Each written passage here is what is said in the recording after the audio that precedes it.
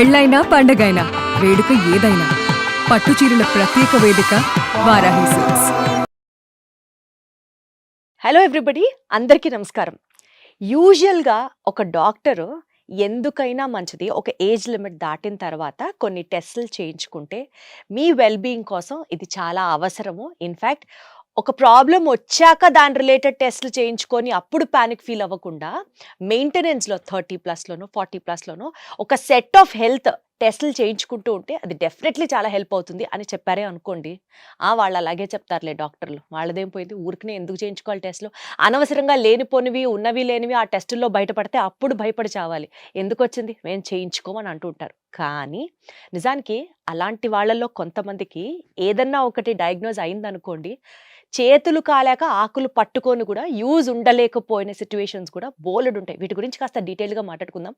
మిమ్మల్ని భయపెట్టాలనో లేకపోతే ఎక్కువగా ప్యానిక్ ఫీల్ చేయాలనో కాదు, but let us know how this will help.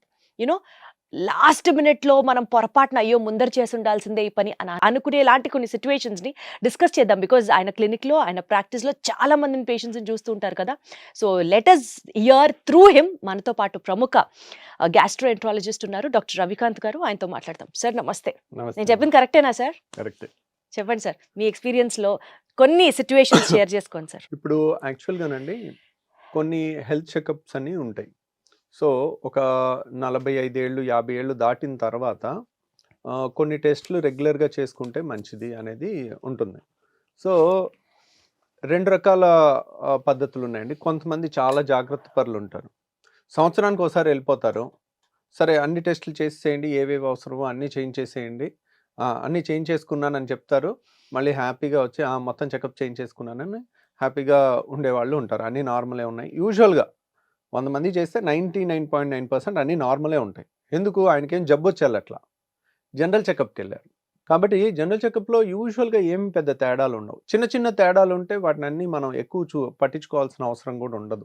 మనం నా హైట్కి నేను 78 కేజీలు ఉండాలనుకోండి, 79 ఉంటే రిపోర్ట్ అబ్నార్మల్ కింద లెక్క. కానీ దానికి విలువ ఉందా? విలువ లేదు. అదే నేను 150 కేజీలు ఉంటే that is something difference. So 2 abnormal రిపోర్ట్సే. మీకు అర్థమైందా? అసలు వెయిట్ అనేది నార్మల్ 78 అనుకోండి, నేను 79 ఉంటే అబ్నార్మల్ రిపోర్ట్, రెడ్ మార్క్ లో రావచ్చు. అది 150 ఉన్న రెడ్ మార్క్ వస్తుంది. దీనికి దానికి 2 అబ్నార్మల్ అనుకుని ఏడుస్తూ కూర్చుంటే, ఇప్పుడు వెయిట్ అంటే 78కి 79 ఉన్నా ఏం పర్లేదని మీ అందరికి తెలుసు. అదే కొలెస్ట్రాల్ 100 ఉండాలి, 110 ఉంది అనుకోండి, అది రెడ్ ఫ్లాగ్ లో వస్తుంది. ఎల్డిఎల్ కొలెస్ట్రాల్ 100 ఉండాల్సింది 110 ఉంది అనుకోండి, రెడ్ ఫ్లాగ్ లో వస్తుంది. అవి బాబాయ్ అని బెందలెత్తిపోకర్లా. సింపుల్ జాగ్రత్తలు చేసుకుంటే అట్లా, అరే ఏదో ఒకటి భయపడితే నా మనశ్శాంతి కోల్పోతానని చాలా మంది చేయించుకొని వాళ్ళు ఉంటారు. సో ఇలా నేను చెప్పినట్టు టైం టు టైం సంవత్సరానికి ఒకసారన్నా జనరల్ చెకప్ లా చేయించుకుందాం అని వచ్చేవాళ్ళు 100 మందిలో లెస్ దాన్ 10% ఉంటారండి, 5% ఉంటారు అనుకోండి. సో కానీ కొన్ని టెస్టులు 40 ఏళ్ళు 50 ఏళ్ళ తర్వాత ఎందుకు చేయాలనేది నేను చెప్తాను. సో ఒక పేషెంట్ ఉన్నారండి, 6 నెలల కిందకు మన దగ్గరికి వచ్చారు. సో ఎప్పుడు కూడా వాళ్ళ పనులు వాళ్ళ పిల్లలు వాళ్ళు ఎలా వాళ్ళ వెనకాలే పడతారు, కానీ వాళ్ళని వాళ్ళు ఒక్కోసారి పట్టించుకోరు అనమాట. సో ఒక 7-8 ఏళ్ళు వరకు ఏ టెస్ట్ చేయించుకోవాలా. సో మనకి ఊరికే ఫోన్ చేసి ఏదో కంప్లైంట్ చెప్తా ఉంటారు. సరే ఇక్కడ గ్యాస్ లాగా ఉంది, అక్కడ గ్యాస్ లాగా ఉంది, ఏదో ఒకటి ట్యాబ్లెట్ చెప్పండి అంటారు, ఏదో ఒకటి చెప్తాము. ఇట్లా కాదండి, ఊరికే చేస్తున్నారు, ఫస్ట్ వెళ్ళి ఒక స్కానింగ్ చేయించుకుని రిపోర్ట్ పెట్టండి అని చెప్పాం. చెప్తే దాంట్లో 20 సెంటీమీటర్ల గడ్డ, ఇంత పెద్ద గడ్డ ఉంది. సో అదే అంటే ఒక 8 ఏళ్ళు నుంచి ఒక్క స్కాన్ చేయించలేదు.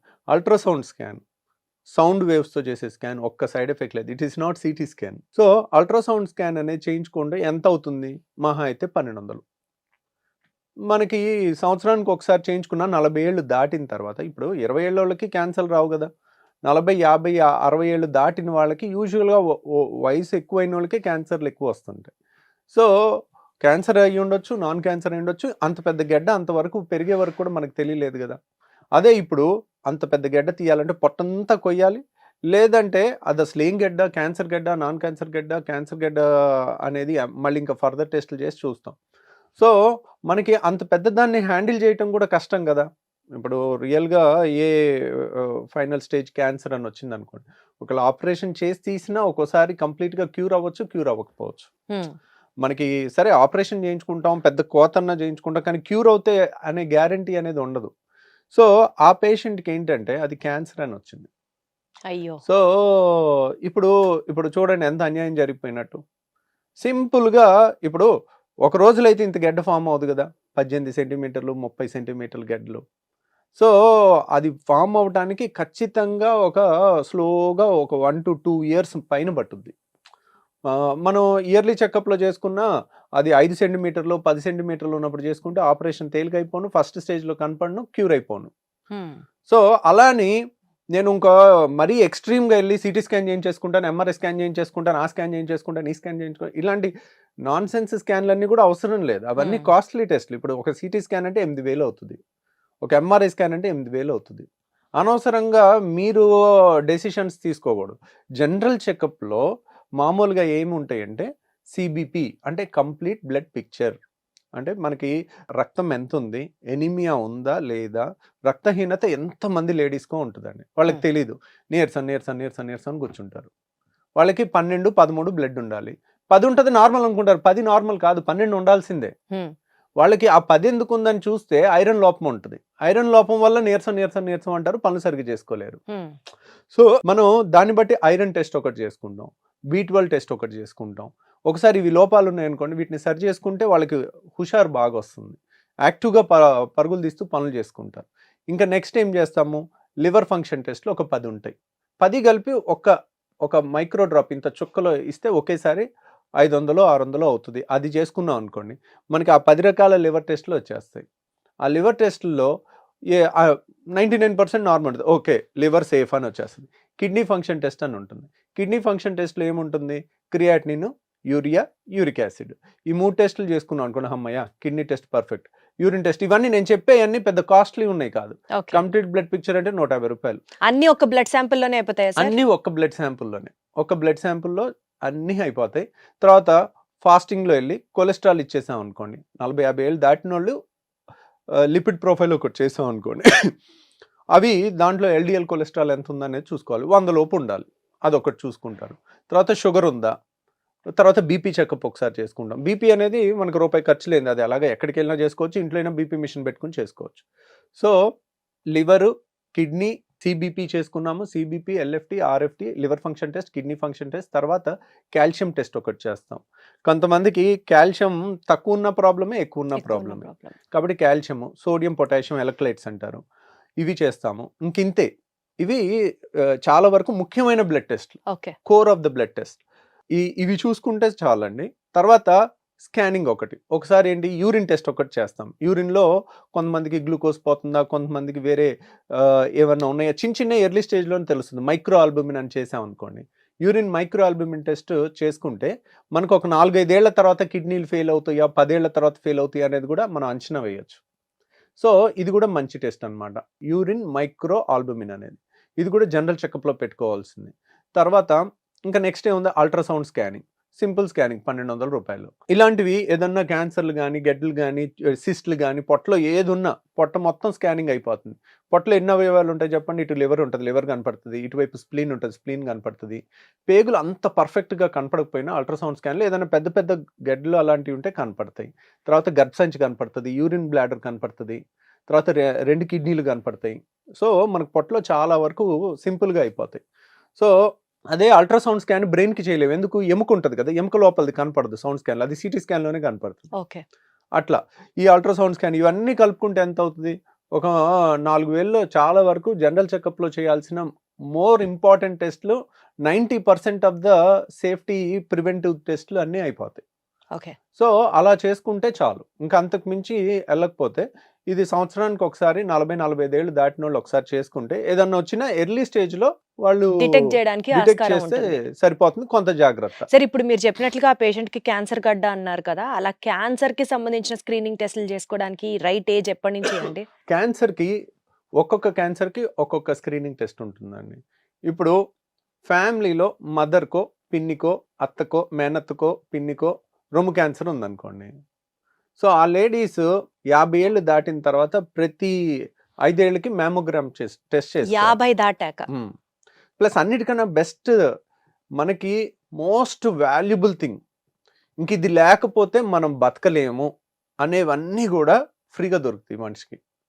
ఒకటి గాలి లేకపోతే మనం 8 నిమిషాల్లో చచ్చిపోతాం, ఫ్రీ. నీళ్ళు లేకపోతే చచ్చిపోతాం, ఫ్రీ. ఫుడ్ అంత పెద్ద ఖర్చేం లేదు. సో అలాగే టెస్టుల్లో కూడా మోస్ట్ యూస్ఫుల్ టెస్టులు ఫ్రీయే ఉంటాయి. Weight free, BP free. So సింపుల్గా ఇలాంటివి తెలుసుకున్నారనుకో, ఇవి చిన్న టెస్ట్లు అని అనిపిస్తాయి, కానీ దే ఆర్ నాట్. మనకి ఏ ఖర్చు లేకుండా అందుతుండేసరికి దాని విలువ తెలియట్లేదు అంతే. కానీ మ్యామోగ్రామ్ అనేది ఒక్కోసారి 3,000 నుంచి 5,000 మధ్యలో అవుతుంది. డిజిటల్ మ్యామోగ్రామ్ 3D 2D అని రకరకాలు ఉంటాయి. సో అదంత ఖర్చు కదండి. సింపుల్ థింగ్, స్నానం చేసేటప్పుడు సబ్బు చేత్తో బ్రెస్ట్ ఎగ్జామినేషన్ చేసుకుంటే ఏ చిన్న గడ్డైనా కనపడుతుంది. వాళ్ళు రోజు అదొక పద్ధతిగా చేసుకున్నప్పుడు స్నానం చేసే టైంలో జస్ట్ సబ్బు చేతికి ఏ చిన్న రోజు చూసుకుంటున్నాం అనుకోండి, ఇదేంటి ఇన్నాళ్ళు లేదు, ఇదేదో ఇంత చిన్న బొడిపిలాగా తగులుతుంది, అది that is the best test to prevent breast cancer. అది ఎవరు చేయాలి? పేషెంట్ తనంతట తను చేసుకోవాలి. సో అలాంటిది ఏదన్నా చిన్నది కనపడింది అనుకోండి, వాళ్ళకి రోజు చేస్తుంటే వాళ్ళకి అర్థమైపోద్ది, ఓకే రోజు చూసుకుంటున్నాను, ఇక్కడేదో కొంచెం బొడిపిలాగా తగులుతుంది, ఇక్కడేదో లోపల గడ్డలా తగులుతుంది, ఏముందో ఒకసారి వెళ్ళి చూసుకుని వస్తాను. యూజువల్గా 40 ఏళ్ళ లోపల క్యాన్సర్లు చాలా అరుదండి. ఇంకా మనకి అట్లా భయపడుతూ ఉన్నాం అనుకోండి, పుట్టిన బిడ్డకు కూడా క్యాన్సర్ వస్తాయని టెస్టులు చేయలేం కదా. There should be some rational. భయపడటానికి కానీ జాగ్రత్త తీసుకోవటానికి కూడా మూర్ఖంగా చేయకూడదు. కాబట్టి ఈ సెల్ఫ్ బ్రెస్ట్ ఎగ్జామినేషన్ అనేది ఇన్ఎక్స్పెన్సివ్ టెస్ట్. తర్వాత లేడీస్లో అతి సాధారణంగా వచ్చే రెండో cancer cervix cancer, uterine cervix cancer. అది దానికి సెర్వారిక్స్ అనే ఇంజెక్షన్ వచ్చేసింది. అంటే మనకి ప్రివెన్షన్, అంటే వ్యాక్సిన్ వచ్చింది. అది వ్యాక్సిన్ ఆల్మోస్ట్ స్కూల్ గోయింగ్ పిల్లలకి 18 ఏళ్ళు లోపల ఇచ్చేస్తే ఇంకా వాళ్ళకి రాదు. సో అది ప్రివెన్షన్. ఒకవేళ అది చిన్నప్పుడు ఇవ్వలేదు అనుకోండి, ఇప్పుడైనా తీసుకోవటం ఒక పద్ధతి, కొంత ప్రొటెక్షన్ ఉంటుంది. రెండో ప్రొటెక్షన్ ఏంటంటే ప్యాప్స్మియర్. ప్యాప్స్మియర్ అనే టెస్ట్ చేస్తే మన అదృష్టం కొద్దీ సర్వైకల్ క్యాన్సర్ చాలా భయంకరమైన క్యాన్సర్ అయినప్పటికీ కూడా ఇలా ఒక 6 నెలల్లోనో సంవత్సరంలోనో వచ్చేది. అది స్లోగా ఒక 3, 4, 5 ఏళ్లలో వస్తుంది. కాబట్టి 40 ఏళ్ళు దాటిన వాళ్ళు ప్యాప్స్మియర్ చేయించుకున్నారనుకోండి, ప్యాప్స్మియర్లో కొన్ని కణాలు క్యాన్సర్ కింద మారుతున్నాయి అని వస్తుంది. ఇప్పుడు క్యాన్సర్ కాని కణాలు ఉంటాయి, క్యాన్సర్కి మారిపోయిన కణాలు ఉంటాయి, మధ్యలో ఇంటర్మీడియట్ కణాలు, అలా స్టేజ్ వైజ్ వెళ్తుంది క్యాన్సర్. కాబట్టి ప్యాప్స్మియర్ చేసుకున్నాం అనుకోండి, ప్యాప్స్మియర్లో తేడా సెల్స్ కనపడినాయి అనుకోండి, ఓకే ఎర్లీ స్టేజ్ లో. ఎందుకు? అది కనపడిన తర్వాత ఇంకో 5-10 ఏళ్ళు టైం ఉంటుంది మనకి, అది కంప్లీట్ క్యాన్సర్ స్టేజ్ లో అయితే మనం క్యూర్ చేసేసుకోవచ్చు. ఇప్పుడు ప్యాప్స్మియర్ లో తేడా ఉందనుకోండి, దాంట్లో గర్భసంచి ఆపరేషన్ చేసుకుని ఫర్దర్ గా లోపలంతా క్లీన్ చేసుకుని చూసుకుని కొద్ది క్యాన్సర్ ఉన్నా దాన్ని కంప్లీట్ గా తీసేయచ్చు అనమాట. సో ఎర్లీ స్టేజ్ లో చేస్తాం కదా, ఏ ప్రాబ్లం ఉండదు. ఇప్పుడు అదే ఇంకా కొన్ని క్యాన్సర్స్ ఉన్నాయి. ఇప్పుడు టెక్స్ట్ బుక్ గైడ్ లైన్స్ అని గూగుల్లో చూసుకుని చేసుకుంటే అన్నీ కరెక్ట్ తెలియదు. ఫర్ ఎగ్జాంపుల్ చెప్తాను, అమెరికాలో ఆర్ యూరోప్లో 50 ఏళ్ళు దాటిన ప్రతి ఒక్కరికి 5 ఏళ్ళకి 10 ఏళ్ళకి ఒకసారి కొలనోస్కోపీ చేయాలి. అంటే 20 కోట్ల మందికి లో ముసలోళ్ళు ఆల్మోస్ట్ 50 ఏళ్ళు దాటిన వాళ్ళు 20 కోట్లో ఒక 5 కోట్లో 3 కోట్లో ఉన్నారనుకోండి, 3 కోట్ల మందికి ప్రతి సంవత్సరం ప్రతి 5 ఏళ్ళకి కొలనోస్కోపీ అంటే అసలు ఎన్ని టెస్టులు చేయాలో. మన ఇండియాలో ఆ గైడ్ లైన్ లేదు. ఎందుకని? మన ఇండియాలో కోలన్ పెద్దపై క్యాన్సర్ తక్కువ, అమెరికాలో 30 రెట్లు ఎక్కువ మనకన్నా. అంటే వాళ్ళు ఎక్కువ జంక్ తింటారు కదా సార్. అదే వాళ్ళ ఫుడ్. మనది ఫస్ట్ నుంచి వెజిటేరియన్ డైట్, ఆ జీన్స్ వల్ల అయి ఉండొచ్చు మోస్ట్లీ. సో కాబట్టి అక్కడ వెజిటేరియన్ తిన్నప్పటికీ కూడా వాళ్ళ జెనెటిక్ గా కూడా వాళ్ళకి ఆ ప్రెడిస్పోజిషన్. కొన్ని క్యాన్సర్లు కొన్ని దేశాల్లో ఎక్కువ ఉంటాయి. ఇప్పుడు మీరు అమెరికా, యూరోప్ తీసుకున్నారు అనుకోండి, పెద్దపై క్యాన్సర్ చాలా కామన్. అందుకని వాళ్ళకి అందరికీ కొలనోస్కోపీ 50 ఏళ్ళు దాటిన తర్వాత వాళ్ళు కొలనోస్కోపీ చేయించుకోలేదు అనుకోండి, వాళ్ళు ఇన్సూరెన్స్ డిఫాల్టర్ అవుతారు. సో మీరు 10 ఏళ్లలో చేయాల్సిన కొలనోస్కోపీ చేయలేదు, మీరు మీ హెల్త్ని మీరు సరిగ్గా చూసుకోలేదు కాబట్టి, మేము ఫ్రీగా ఇచ్చే టెస్ట్ కూడా మీరు చేసుకోలేదు కాబట్టి మీకు ఇన్సూరెన్స్ ప్రీమియం పెంచుతున్నాం, ఇప్పుడు మీకు క్యాన్సర్ వస్తే మేము ఎందుకు కట్టాలన్నట్టుగా స్ట్రిక్ట్ రూల్స్ ఉంటుంది. అందరూ ఖచ్చితంగా చేయించుకుంటారు ఇండియాలో, ఎందుకంటే తక్కువ కాబట్టి మనకు అది అవసరం లేదు పెద్దపై క్యాన్సర్. మిగిలింది ఏమిటి? అల్ట్రాసౌండ్ స్కాన్ చేస్తే ఆ 1200 రూపాయల్లో మనకు అన్నీ అయిపోతాయి. ఓకే. మెజారిటీ ఇప్పుడు గర్భసంచి కనపడుతుంది. గర్భసంచిలో ఏదన్నా గడ్డ ఉన్నా, సిస్టులు ఉన్నా, ఇంకా లివర్లో ఏదన్నా ఉన్నా చాలా వరకు కనపడతాయి అన్నమాట. తర్వాత ఇంకేదైనా గ్యాస్ ట్రబుల్ లాంటిది ఉంటే ఎండోస్కోపీ చేసుకుంటాం, లేకపోతే అది కూడా అవసరం లేదు. సార్ హార్ట్ అటాక్ రిలేటెడ్ టెస్ట్లు ఏమైనా స్క్రీనింగ్ ఉంటాయా? హార్ట్ అటాక్కి ఈసీజీ చేస్తామండి. ఇప్పుడు ఏజ్ తర్వాత చేయించుకోవాలి సార్? ఈసీజీ అనేది యూజువల్గా హార్ట్ అటాక్కి రిస్క్ ఫ్యాక్టర్స్ 6 ఉన్నాయండి. ఈ 6 ఉంటే మనం రెగ్యులర్గా చేసుకోవాలి. ఇప్పుడు ఎవరికి వస్తుంది హార్ట్ అటాక్? ఫస్ట్ ఏజ్ ఎక్కువ ఉన్న వాళ్ళకి వస్తుంది, చిన్నోళ్ళకి రాదు, తక్కువ. ఓకేనా? నెంబర్ 1 ఏజ్ ఎక్కువ ఉండాలి. ఏజ్తో పాటు వచ్చే చేంజెస్ ఏంటి? Sugar, BP, cholesterol.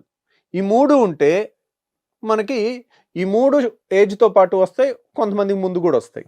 ఈ 3 ఉంటే 4 పాయింట్లు. ఇవి ఉంటే మనకి హార్ట్ అటాక్ రిస్క్ పెరుగుతుంది. ఇంకేంటి? ఒబిసిటీ 5. తర్వాత జెనెటిక్స్. మన ఫ్యామిలీలో ఎవరికన్నా ఎర్లీ ఏజ్లో 40 ఏళ్ళకి 50 ఏళ్ళకి మన నాన్నగారికి హార్ట్ అటాక్ వచ్చింది అనుకోండి, దట్స్ ఎ రెడ్ ఫ్లాగ్. వాళ్ళు ఎప్పుడు టోస్ మీద ఉండాలి. వాళ్ళ ఫ్యామిలీలో పిల్లలకు కూడా 40 ఏళ్ళకి వచ్చే అవకాశం ఉంటుంది. అలర్ట్గా ఉండాలి ఎప్పటికప్పుడు. ఈసీజీలో అంటే post 25, post 30 annually once checkup చేయించుకోవడాలు అట్లా ఏమన్నా ఉన్నాయా? లేదండి, అసలు అలా లేనే లేదు. అలా ఇక 25 ఏళ్ళకి 30 ఏళ్ళకి. ఇంకొకటి అతి ముఖ్యమైన రిస్క్ ఫ్యాక్టర్ 6 చెప్పాను కదా ఇప్పుడు. ఏజ్, షుగర్, బీపీ, కొలెస్ట్రాల్, తర్వాత ఒబిసిటీ, తర్వాత జెనెటిక్స్ అంటే ఫ్యామిలీలో ఎవరికన్నా ఉందా లేదా, అంటే యంగ్ ఏజ్లో. మన సపోజ్ మీ ఫాదర్కి 85 ఏళ్ళకి హార్ట్ అటాక్ వచ్చింది అనుకోండి, it doesn't make any sense. తనకి 55 ఏళ్ళకి 50కి 49కి వచ్చింది అనుకోండి, మనం జాగ్రత్తగా ఉండాలి. అట్లా అనమాట. పక్షవాతం వచ్చిన అట్లా అన్ని ఇప్పుడు ఇంకా అన్నిటికన్నా భయంకరమైన రిస్క్ ఫ్యాక్టరు మనం వద్దు అనుకుంటే ఈ క్షణం తీసేసేది స్మోకింగ్. యంగ్స్టర్స్లో హార్ట్ అటాక్ వచ్చేది స్మోకర్స్లో ఎక్కువ వస్తుంది. ఓకే. మీరు జెనెటిక్స్లో వచ్చేది దానికన్నా స్మోకింగ్ వల్ల వచ్చేది చాలా ఎక్కువ. ఫస్ట్ 40 ఏళ్ళకి హార్ట్ అటాక్ వచ్చింది అనగానే ఫస్ట్ అడిగే క్వశ్చన్ స్మోక్ చేస్తారా? స్మోకింగ్ ఈ 6 రిస్క్ ఫ్యాక్టర్లు ఎంత డేంజరో అంతకన్నా 10 టైమ్స్ రిస్క్ అనమాట. సో మనం ఈరోజు మన ఏజ్ని మనం ఇర్రివర్సిబుల్, దాన్ని చేయలేం కదా. 70 ఏళ్ళ మనిషిని 20 ఏళ్ళు చేయలేము, దాన్ని మార్చలేము. స్మోకింగ్ ఈరోజు స్మోకర్ అయితే మరుసటి రోజు నాన్ స్మోకర్ కింద మారిపోవచ్చు. సో హార్ట్ అటాక్ రాకుండా ఉండాలంటే ఫస్ట్ స్మోకింగ్ ఆపేయాలి. మిగిలిన మన చేతిలో ఇంకా కొలెస్ట్రాల్ మరీ 200 ఉందనుకోండి, ఎల్డిఎల్ కొలెస్ట్రాల్ 100 ఉండాలి, 200 ఉందనుకోండి, కొలెస్ట్రాల్ ట్యాబ్లెట్ ఒకటి వాడుకుంటే తగ్గుద్ది. ఈ టాపిక్ మళ్ళీ ఒక ఫుల్ టాపిక్ అవుద్ది. అసలు కొలెస్ట్రాల్కి ట్యాబ్లెట్ వాడాలా వాడకూడదా, వాడటం వల్ల నష్టమా లాభమా అనేది అది సెపరేట్ టాపిక్ అవుద్ది, అది మళ్ళీ మాట్లాడుకుందాం. తర్వాత ఇంకా హార్ట్ చెకప్ అంటారా, ఈసీజీ ఒకటి చేస్తారు, ట్రెడ్మిల్ చేస్తారు. ట్రెడ్మిల్ అంటే ఏంటి? బాగా పరిగెట్టించి అప్పుడు ఈసీజీ చేస్తారు. మామూలు ఈసీజీలో హార్ట్ అటాక్ వచ్చిన తర్వాత చేంజెస్ కనపడతాయి.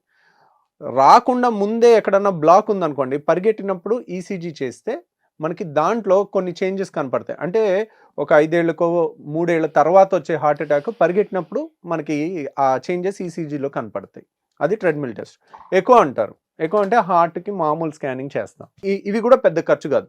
ఈ ఎకో, టీఎంటీ ఇవన్నీ కూడా 1500 అయిపోతాయి. ఎనీ గుండె డాక్టర్కి వెళ్ళి 50 ఏళ్ళ తర్వాత ఒకసారి చేయించుకున్నాను, మళ్ళీ అన్ని టెస్టులు బాగున్నాయి, జనరల్ చెకప్ అన్నీ చేయించుకున్నాను, అన్నీ బాగున్నాయి, కొలెస్ట్రాల్ బాగున్నాయి, బీపీ బాగుంది, షుగర్ బాగుంది. మళ్ళీ ఒక సంవత్సరం తర్వాత ఈ జనరల్ చెకప్ చేసుకోవచ్చు.